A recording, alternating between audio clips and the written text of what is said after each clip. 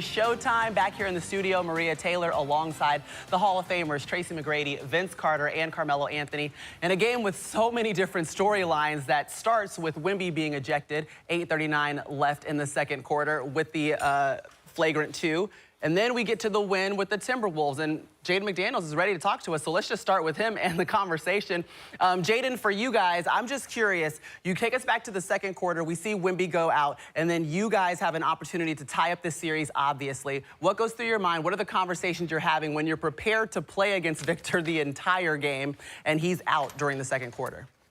Really just keep being aggressive. I know that even when he's in the game, we try to get in the paint and attack him. So even when their backup big is in, try to stay as aggressive and just make the right reads. And it changes the dynamic of our offense a little bit, but we just got to continue to attack and get in the paint. Jaden, T-Mac here. You had a phenomenal series in that first series. And coming into this series, this is a different challenge. What poses that challenge for you on the offensive end? Because you're struggling with your shot a little bit. Defense has been incredible, but your shot has been struggling a little bit. How you get back to playing and shooting efficiently on the offensive end? Really just trust the work I put in. I mean, you know, you go through ups and downs, but really just continue to work, and not worry about the misses, just and staying confident and throughout the misses and make. So really just staying true to myself and continuing to work. Jay, you typically have the Wemby assignment, and the moment that he got kind of tossed tonight, your defensive strategy completely changed. Kind of walk us through what you saw open up for Minnesota at the end of the game. Really just us being able to pressure, and then knowing that, because Wemby's kind of like they bailout pass, you know, he's so tall. So just knowing that he's not there and that we can pressure as much as we can and not let them run their sets, and then just transition, we got to get back. There was running super fast on us. But other than that, we got to handle transition. Our off half-court defense is going to be great every time. Jaden, this VC. Can you tell us what will it take for you guys to win Game 5? Stay together. How this same as this game. We was down. We go through adversity. It don't matter when the time of the game is that we're going through it. Just staying together, staying confident. And whoever's night it is, if tonight is Ant's night, we're going to feed the high hand. And it don't matter. It's the playoffs. Whoever does good, if you do bad, suck it up, and you just got to move to the next one, just win the game. I love that you brought up Ant-Man, 16 points in the fourth quarter. Obviously, he's super clutch, and you always know having that guy on your side, you can probably do anything. Can you speak to the confidence he allows you guys to have going into any series that you play in the postseason? Yeah, he's always feeding confidence, putting that battery in our back. And I'll say just when we get the ball, he's always telling us to be aggressive because they doubling them, and it just makes it more space for us to go attack, find each other. And then he knows he's going to get the rock, and he's going to be able to show out when it's time. So he just trusts us, and we trust him as well. Hey, J-Mac, it's Mother's Day, man. Can we get a shout-out to your mom, and can we get a smile? Yeah, shout out to my mom. Appreciate you. I love you, and appreciate y'all. Thanks, Jaden McDaniels. We always jump waiting for the smile. I can't see y'all, so I can't see y'all. Yeah, there it goes. There's the smile on a Mother's Day. And he got a win for Mama. Congratulations. Yep. We love to see it.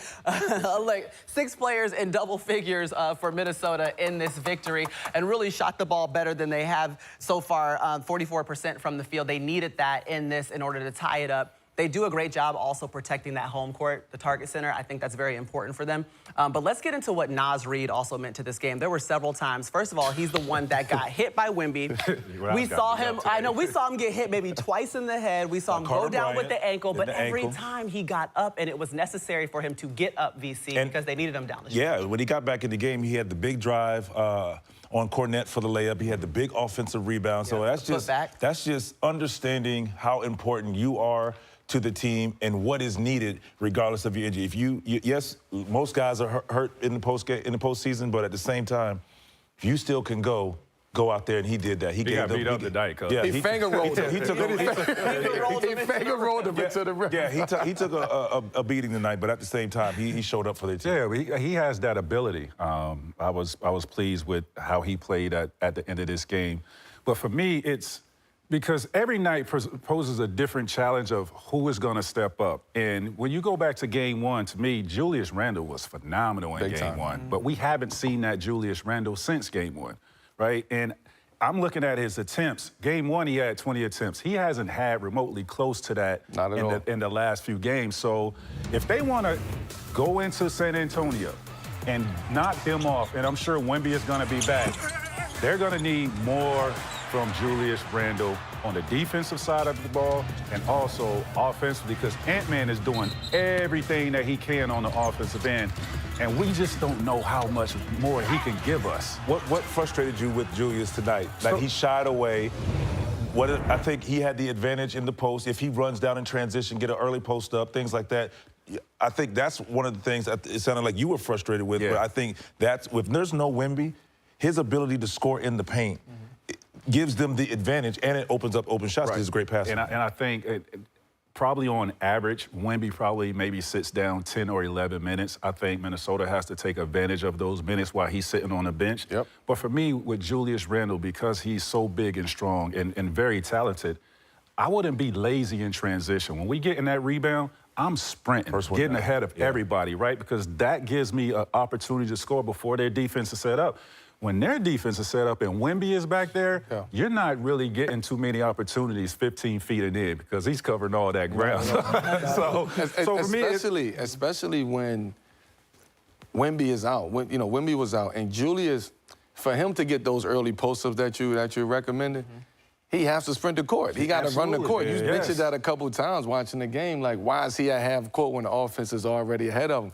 If he can switch that and get them early post-ups in transition, get 6 to 8 points early offense, that opens it up for him everywhere. Bro. Absolutely. Well, that's something that's left on the table, and they still walk away with the win. Obviously, this game is going to look completely different when Wemby's able to play more than 12 minutes and 29 seconds. That's all he was able to put in for this one. But the Spurs were still in it, though, Melo, throughout this game. I mean, they could have won this game without Wemby, which we've seen them do repeatedly over the course of the regular season as he sat out those 18 games. But what was your takeaway from what we saw from San Antonio without Wemby in this game? Just no Wemby. No, honestly, it's when you start the game with Wemby, and then you end the game without Wemby, and something, obviously something happened and Wemby got ejected, but it's a different game plan now. We got to switch it up. And we on the road, too. So Minnesota kept their foot on the gas and kept his foot on the gas. Dylan Harper was amazing tonight, 8 for 11, 24 points. Stephon Castle, I thought De'Aaron Fox kind of went cold, last 5-6 minutes in that fourth quarter kind of hurt them a little bit. But when you talk about Dylan Harper and what he's bringing off the bench, that energy. You talking about getting downhill. He's an attack downhill. He's going north and south. So that allows Stephon Castle to be a lot more aggressive in his role on the team, offensively, also defensively too, because now he can gamble more. He can get in the passing lanes. He can be a little bit more aggressive on the ball. So I think Dylan Harper, his imprint on this game today, even though they didn't win the basketball game, it's a good sign for them going into Game 5. Yeah, well, listen, this is the second time that ultimately the Spurs have had to play without Wemby for extended time in one game. Remember, against Portland, went down with that concussion that happened in the second quarter, and obviously the ejection in the second quarter of this game. Let's hear from their head coach, Mitch Johnson, who's stepping up to the podium to address the media.